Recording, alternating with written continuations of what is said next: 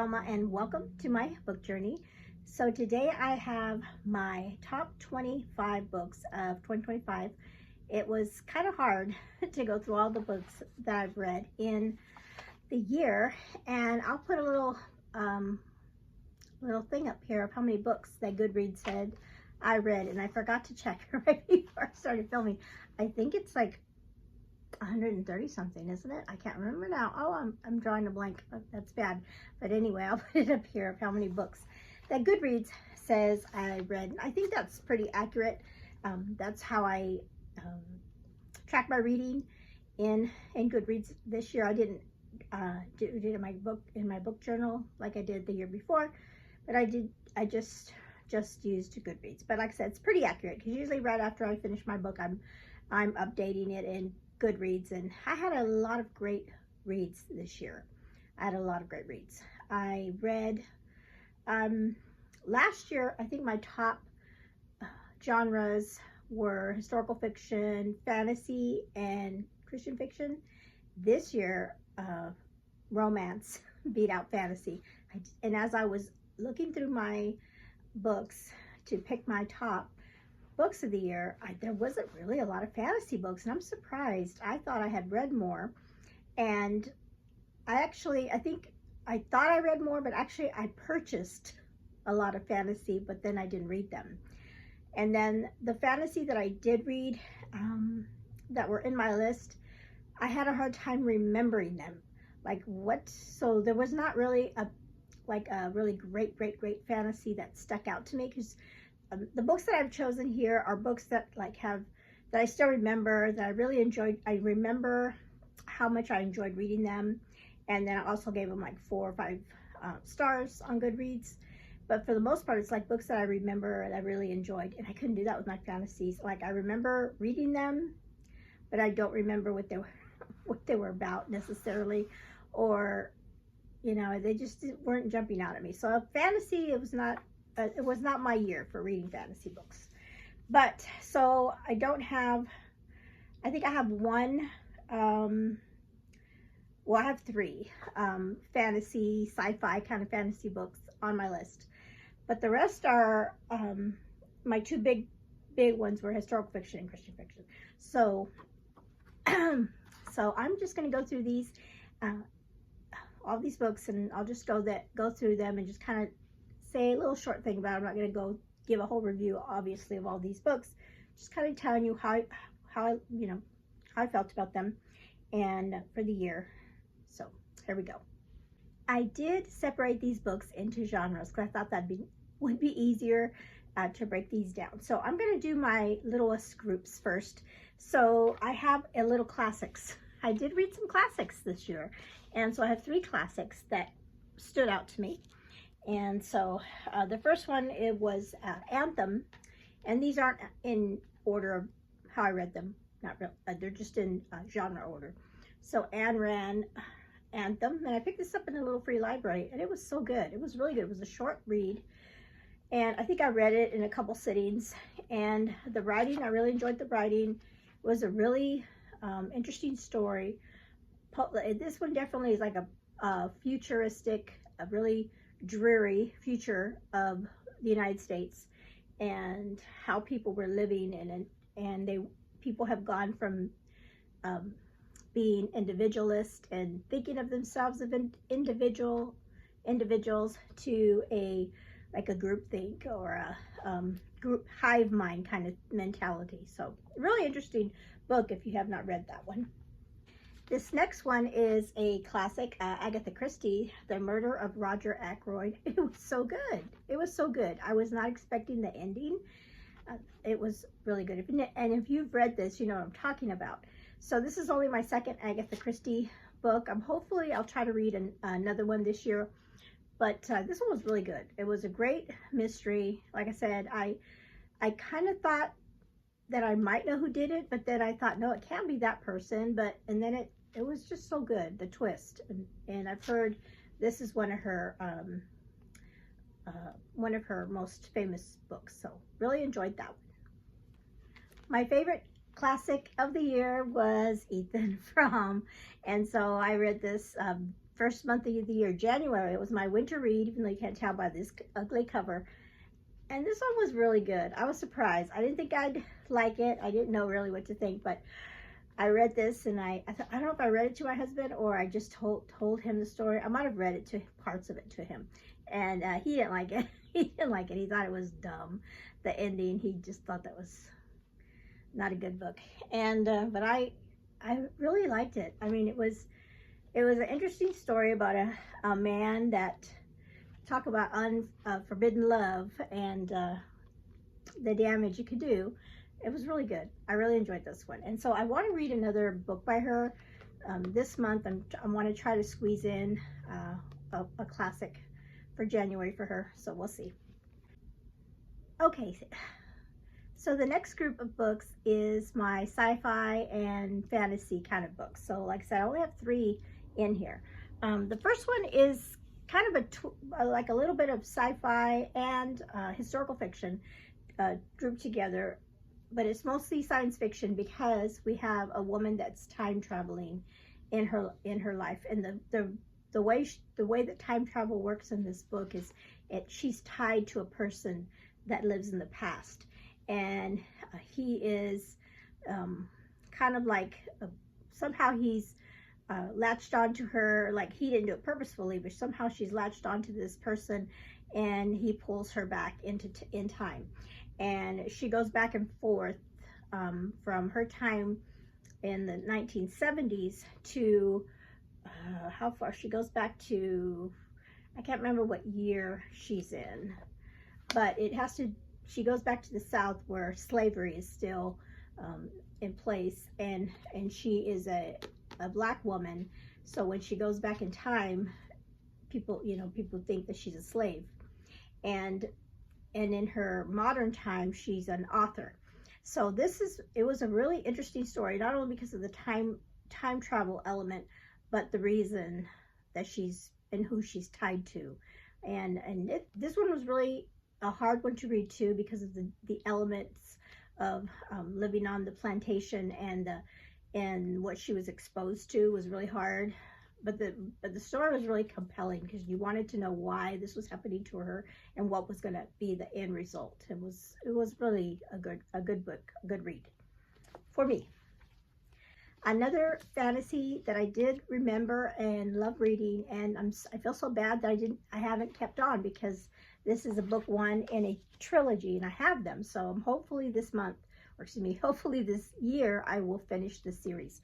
This is Vivid, and it's by Ashley Bustamante, and this is about has to do with colors, and people in this world, depending on they have powers depending on what color they are. And then there's like a forbidden color. I think if I remember right, the forbidden color was yellow. So yes, yellow, it was banned in this here because they thought that was a bad color. And then but all the other colors were available to them, and then they had powers. Some people had a red power or a blue power. And then we have 2 people that meet, and one of them has the yellow power, and so you think that they are presented to you as the bad guy, but are they the bad guy? I don't know.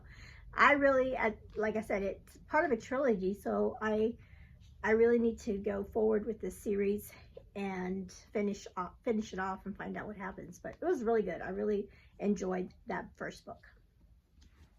The last science fiction book I have on my list is one I don't own. I listened to it on audio this year, and it's called The Sea of Tranquility. And this book was so good.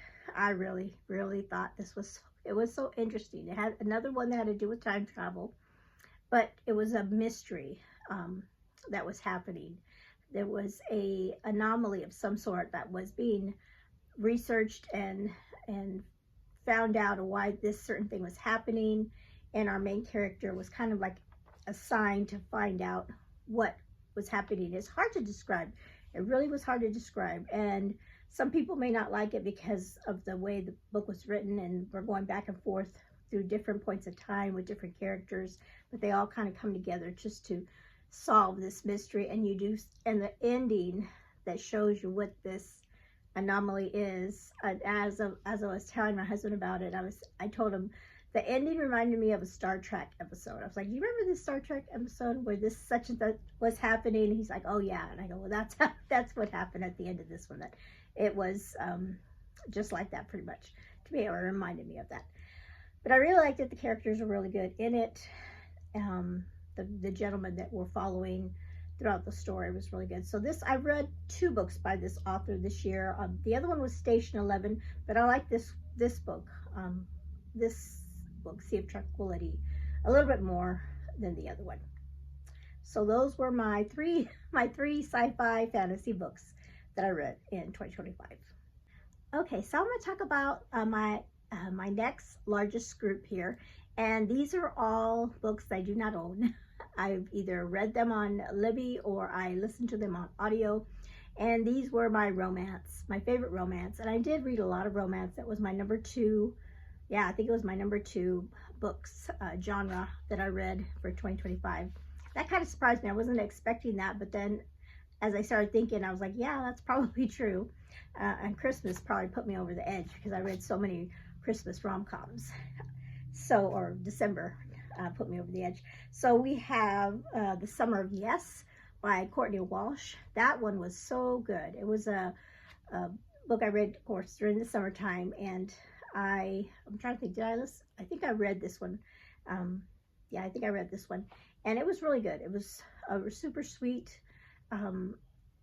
It did have a romance in there, but it wasn't the main part of the story. The main part of the story was a woman, a young woman that was kind of went through a near death.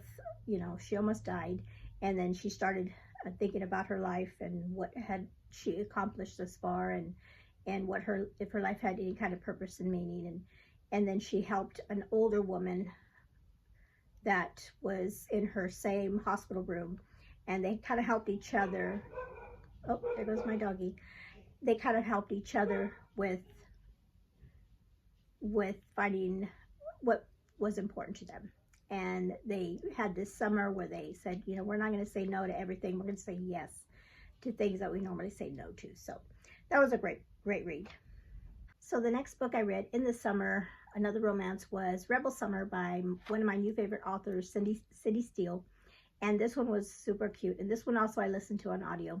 And this was about a young woman coming back to her hometown and kind of getting to know an old classmate.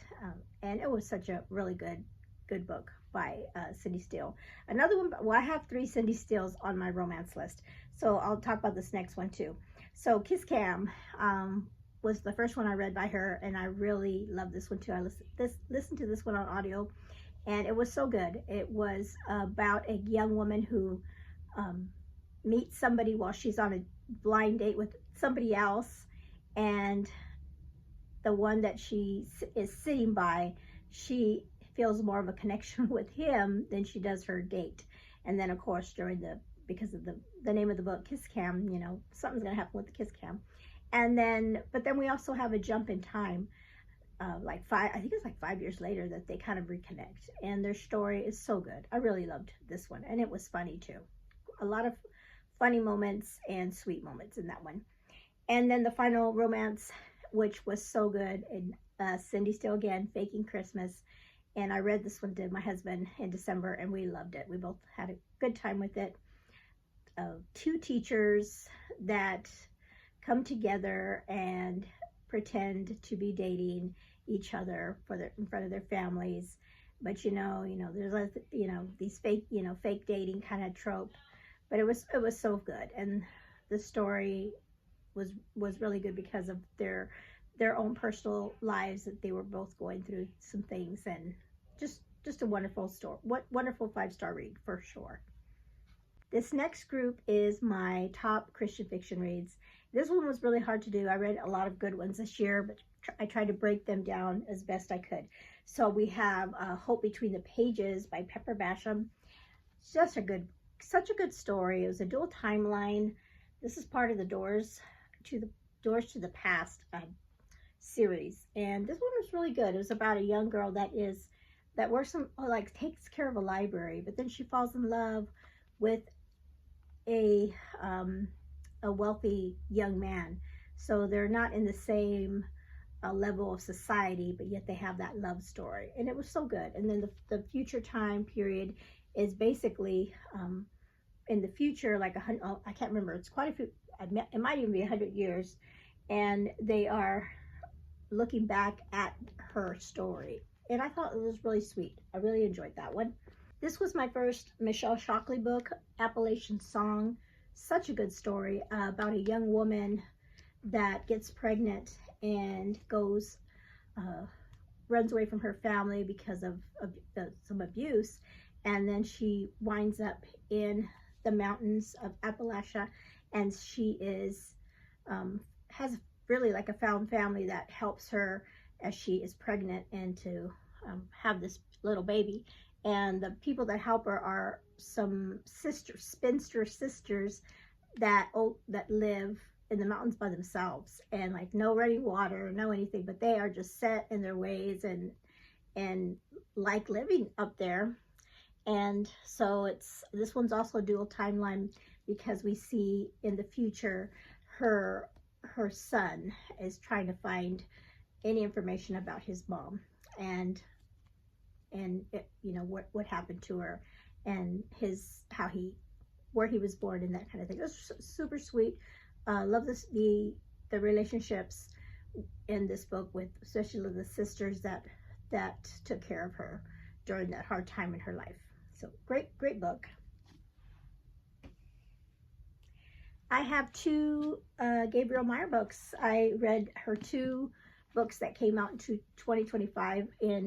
So the first one was Every Hour Until Then. This was so good. It had to do with of the Jack the Ripper story and that mystery, and I really loved this one. I loved the ending. Was so good. It was so good, the ending. I just loved it.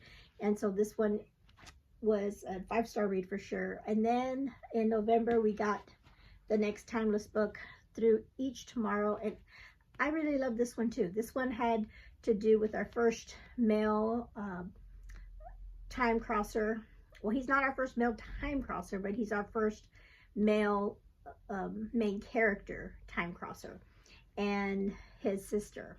And it was so good. It was such a good book. I love the friendships in this book between him and his friend. Oh gosh, I can't remember his friend's name. Drew, yes, and this is Charles. And their friendship was really what made it for me, for as far as the book. And then we had some great, like, little Easter eggs and little twists that she always gives us in her series. So two great books from her in 2025.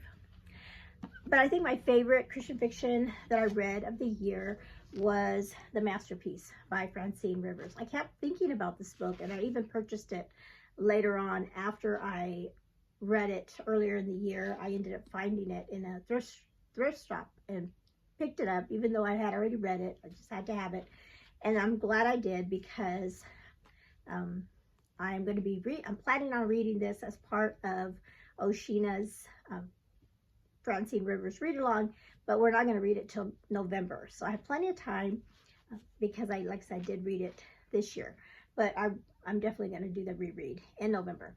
So this is about it's really two stories of two people that are broken, and there is a love story, but I love that it's not just a love story, but it's also two people that are broken that find redemption in Christ and their lives and purpose. And it's just so good. It's just a sweet story. Some hard stuff in this one though, and most people will say that her books always have a touch of that, it's some deep and hard issues, but there's always, at least the books that I've read with hers, there's always that redemption, and the people come around and they find purpose in their life and forgiveness. So great book from Francine Rivers. So as I was doing my editing, I realized that I left off some books, and so you were probably thinking, wait a minute, that's not 25. So these are part of my Christian fiction books that I enjoyed. This one is The Honorable Imposter by Gilbert Morris, and this is set in the time right before the Dutch came over from to the United States on the Mayflower, and their story. And this one was so good because it had to do with this gentleman. His name was Gilbert, and his redemption story. And this was so good. That was just one of the best reads of the year for me.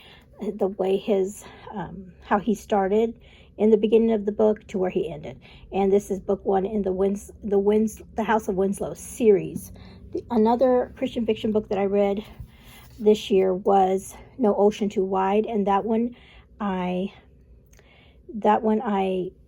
really enjoyed. It had to do with a family that was children that were taken from their family and in England and were sent to Canada because they were believed to be orphans. And so there was, I think altogether there was 3 children that were taken. And then the older sister in the book, she goes on a quest to cross the ocean and to find her siblings. And this book was a duology. So in the first book, it starts where she goes on this journey to find her siblings. It's such a heartbreaking story, and it was based on the story is not based on a true story, but they did do that in that time period where they would send orphan children across the ocean to Canada, and a lot of them would wind up as indentured servants there, and some of these children in our story ended up that way. Okay, so sorry that I left those 2 books out.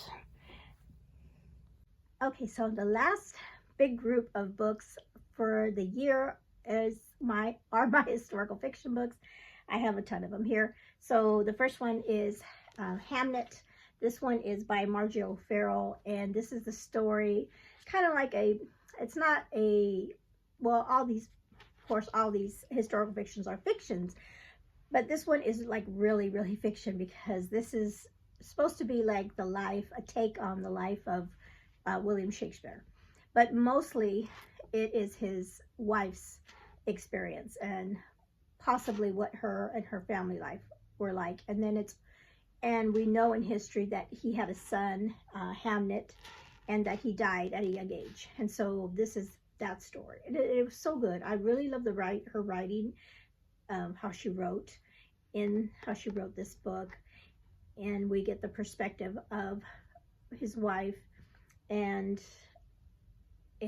Shakespeare, although they never say his name. They just call him the writer, the author, the tutor, but that's who it is. And the ending, it was sad. It made me cry. And I know they did make a movie of this, but I don't know if they're going to be able to do the book justice. It was such a great read. Then we have let's see, we have a World War II book that was a chunker, but it was worth every page. Beneath a Scarlet Sky. This one is based on a true story of a young man in Italy that went through the war, and his life. And this covers like a really short period of his life, but he did so much during that time period and went through so much in that time period. And then at the end, we see what he did after his life, and how he always, he never got over what happened to him during that time, and during the war, the loss that he had. And he had some victories too, but he had a big loss to him. And so if you have not read this book, I highly recommend this one. This one is by Mark Sullivan. So good. Such a great read. This one is by a favorite author of mine, Susan Meisner. A Fall, the Marigolds was the book I read. I read 2 of her books this year, but this was my favorite of the 2. This one had to do with 9/11. And my buddy read this with Anne in Search of Wonder, and we read it in September. And we read it during a time that was really hard right now in our own history. And so it was really gut-wrenching in some um, parts, especially the part that dealt with the story of what the day of 9/11 and what happened to our character. But we both really enjoyed it, and it was dual timeline, so we got to fall in another kind of a little mystery of a, was it a scarf that was being that was in both timelines, and it was really good. I really enjoyed that one. This next one made me cry. The Book Thief, by, let's see, Marcus Cusack. So good. This is another buddy read that I had, and this one with Jess from Pages and Grace. We buddy read this one. This one was really good. It was different. The narrator was deaf, and at first I thought that was going to bother me, like, what is, but it didn't. It really made sense to have that, and it just tied everything together. It was about a young girl that is a German girl, so it was really interesting because it was a German's perspective of war during that time, and she is her family is taken away from her, and she ends up like being adopted by a couple, a sweet older couple. They're just my favorites in the book, and they like a found family for her. And then what happened to them during, and again, just a short period of time in her life that had a lot of ramifications, and is so good. Just a sweet story. I read Victoria by Daisy Goodwin, and this one was so good too. This one was about the life of Queen Victoria, and this one I thought it was going to be a hard read because I was like, oh, but her writing is so good.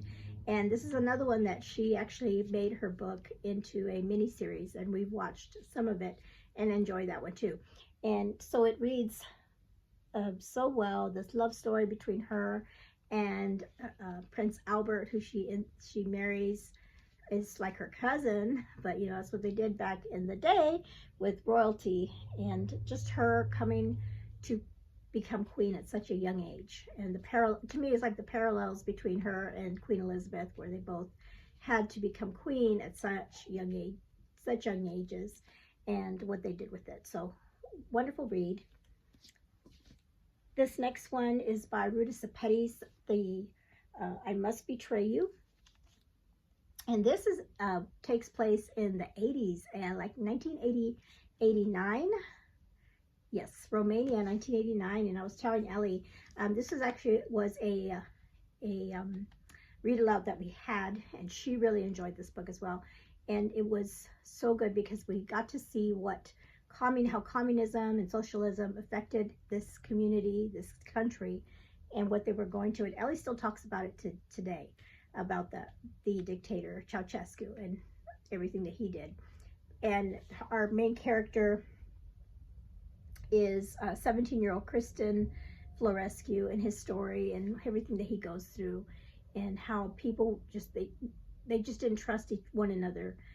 It was spying on each other, that whole idea of the government watching you every little thing, and they had so many rules, and their way of life was really sad. And then I was telling Ellie, this is when I was in high school, this was going on, or right shortly after, 89 anyway. But that was going on when over here in America, we didn't know, or a lot of us didn't know about what was happening over there. And that was a big part of the story, that why doesn't anybody know this is happening to us? Why aren't we on the news? And the things that were on the news were not the truth about their country. So great read from Ruta Sepetys. These last two historical fiction books are like a duology, but a duology that are really far away from each other. In fact, let me see. The first book is The Boy in the Striped Pajamas, and this one was written or published in 2006. So 2006, quite a long time ago. And then the second book, this one's called All the Broken Places. This one, the author published it in 2022. And I talked about this at my wrap up, but so this book is it reads like a middle grade book, but maybe it's not a middle grade book. But this book really got to me. It really did. And it's a story of Bruno and his family as they are his father is like a high official in the German army during World War II, and they get sent. His whole family gets sent to oversee a concentration camp. And of course, Bruno is really young. I think he's only 8 years old. No, he's 9. He's 9 years old, and so he's oblivious to what is happening in the war around him. His family shelters him from knowing the truth, the evil truth of what's happening, and so you're viewing everything through his eyes, and even though he's saying certain things wrong, you really know what's happening. You know, as a reader, you know what he's seeing, although he doesn't see it for what it really is. Such a great book. And so I found out that the author had wrote his part 2, and he in the beginning of the book, he talks about that he actually meant to write this book as his last book before he died. That was going to be his last book. He already had it planned. He was going to continue this one, but COVID happened, and so when he was at home like everybody else during COVID, he went ahead and wrote the book, and then, like I said, it came out in 2022. So this is the second part of the book where we follow. So Bruno in this book had a sister, Greta, and so we follow. This book is about Greta's story as in the future. I mean, she is older now. She's in her 90s. She's 91, and so we're learning about everything that happened to Greta after the war, and it was really good. It was, now they're told, and that's what's interesting. It's the same story, but written totally different. Whereas this one is the perspective of a 9-year-old. This is the perspective of a 91-year-old. So it's, and her story. So it's written so well. So let me check my list and make sure I got everything. I try to go as quickly as I could, and I think I got all of them. Yes, so that was 25 books.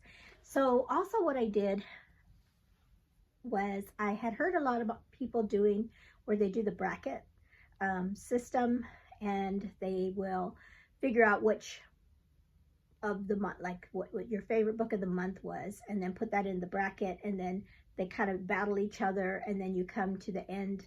And so I was thinking, I was like, how am I going to do this? You know, should I try it? Let me try it. So I just did that on my own, and I'll put a picture up here of what my bracket ended up looking like.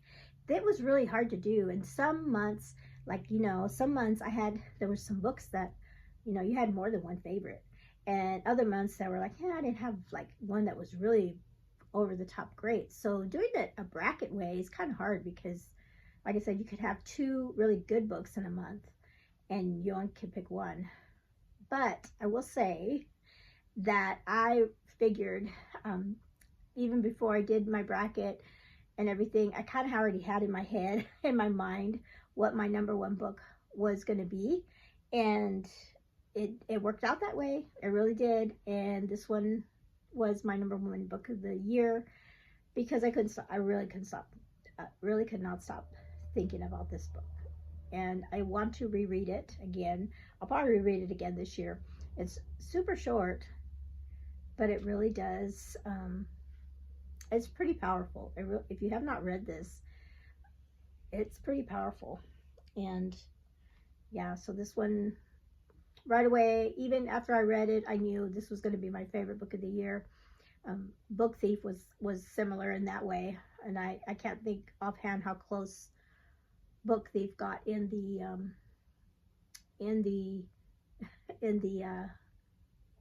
the bracket, but it went far too. But like I said, this one was hands down my favorite book of the year. And I love that when you have a book that, you know, as soon as you read it, like, yeah, it's gonna, if it's not my favorite book, it's gonna be my top 10, it's gonna be my top 5. Yeah, I knew right away that this was gonna be my favorite. And I wonder, you know, if I reread it, and this is another one that I read with Ellie, we read it together. I wonder if I reread it, will I enjoy it just as much, especially after reading the second book. And that's true, because that second book added a lot to this one as well, because I already knew what happened in this first book. So yeah, so that one's my book of 2025, and it's not a new book by any means. It's 2006. Did I say? I think I said that one came out, but I'm just late to the party. But and I had always heard about it, and we did end up watching the movie too for it this year, and they did a good job. That last scene, if you know, you know, just incredible. Okay, so those are all my top 25 books of 2025. I had a good reading year, and I look forward to the books that I'm going to be reading this year. Let me know in the comments below, what was your favorite book of 2025? I would love to know what your favorite was this year. It's hard. I know it's hard to pick a your favorite, but maybe if you go through and do the bracket thing, that might kind of help you narrow it down. Or you're like me, you know right away which one is your favorite. Sometimes you have some really good ones that just pop out at you, and they stick with you. They really do. All right, thank you so much for hanging out with me today. You all have a blessed day.